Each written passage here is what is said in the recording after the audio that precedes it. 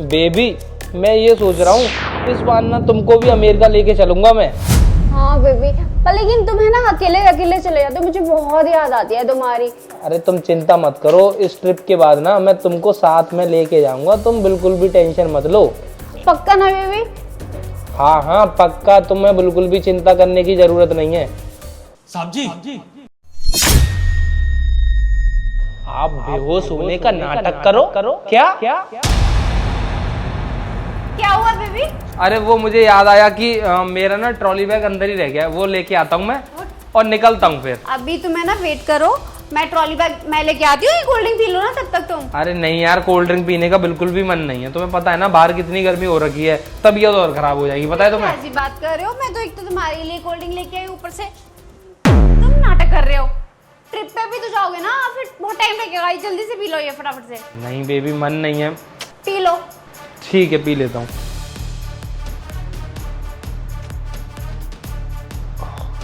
ये क्या हो रहा है इस कोल्ड ड्रिंक को पी के?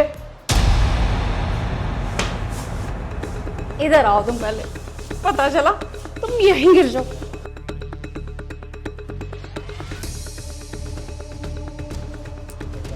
मर गया मेरा पति। वैसे भी ना मुझे ट्रिप पे घुमाएगा, मैंने ट्रिप पे घुमा दिया इसको। अब करती हूँ अपने बॉयफ्रेंड को कॉल। हेलो बेबी, वो जो तुमने जहर दिया था ना, इसको मैंने कोल्ड ड्रिंक में मिला के पिला दिया। अब ये मर गया, अब थोड़ी ना उठेगा ये। अब ऐसा मरा है कि थोड़ी देर में बदबू आ जाएगी, सड़ जाएगा वो। अब जल्दी से आ जाओ, इसकी लाश को ठिकाने लगा दो। कैसा भी करो, कहीं भी लेके जाओ, यहाँ से मेरे पास से रफा दफा कर दो उसको। तो ऐश करूंगी, वैसे भी है ना बहुत दुखी कर लिया था इसने मुझे। और मैं अपनी माँ को बुला के रखूंगी यहाँ पे। तो क्या हुआ? अभी आपकी है ना तबीयत खराब हो गई थी, मैंने मम्मी को भी फोन किया था, पता नहीं तो रामू को भी बुलाया। रामू पता नहीं कहाँ रह गए। रामू तेरे साहब को पता नहीं क्या हो गया था, पता है मैं बहुत घबरा गई थी, और तुम भी अभी आए हो। नौटंकी तो तुम बहुत अच्छी कर लेती हो, वैसे मुझे समझ नहीं आ रहा है कि तुम अभी किसी बॉयफ्रेंड से बात कर रही थी, अब अचानक से तुम पलट गई, चल क्या रहा है? तुम्हें ये भी लग रहा होगा कि मैं मरा क्यों नहीं, जिंदा कैसे हो गया? बताता हूँ मैं तुम्हें। अभी जब मैं तुमसे गले लगा था ना, तो रामू मेरे पीछे खड़ा था, उसने मुझसे बोला आप बेहोश होने का नाटक करो। मैं तो सिर्फ नाटक कर रहा था, मैंने कोल्ड ड्रिंक पी भी नहीं है वैसे। अरे साहब जी वो तो अच्छा हुआ मैंने इन्हें किचन में देख लिया, मैं तो शॉक्ड हो गया।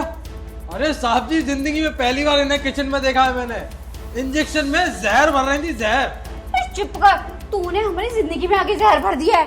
बकवास करना बंद कर, तू क्या सोच रही है अब तू बच जाएगी? तूने कोई लड़का भी सेट कर रखा है और तू उसके साथ निकलने वाली थी, है ना? मुझे तो मार दिया था, इसकी लाश को ठिकाने लगाना है, सब कुछ तूने बहुत अच्छे से प्लान कर लिया था, लेकिन रामू ने ना तेरा प्लान पूरा चौपट कर दिया। कब से चल रहा है तेरा उसके साथ? चुपचाप बताएगी या पुलिस को बुलाऊं यहाँ पर? तुम्हारी शादी के बाद ही चल रहा है, पहले ऐसा कुछ भी नहीं था।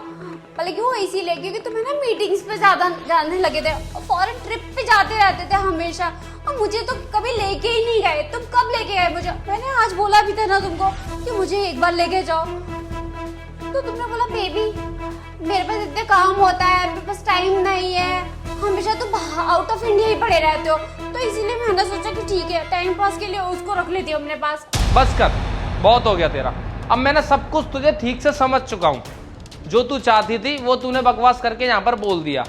अब मुझे किसी से कुछ भी पूछने की जरूरत नहीं है। अबे तेरे लिए ही मैं बाहर रहता हूँ, अपने घर के लिए बाहर रहता हूँ, जिससे हमारी आने वाली जिंदगी सिक्योर हो जाए। इतना काम इसीलिए करता हूँ, लेकिन मुझे सच में नहीं पता था कि मैं जिसका भला सोच रहा हूँ वो मेरा बुरा सोच रही होगी घर में। अब तुझे छोड़ूंगा नहीं मैं, तुझे यहाँ से सीधा पुलिस चौकी लेके जाऊंगा और तेरे परिवार वालों को भी वहां पर बुलाऊंगा, उनको भी तो दिखाऊंगा कि उनकी लड़की करतूतें क्या कर रही है यहाँ पर। लेकिन इसमें मेरे परिवार की क्या गलती है?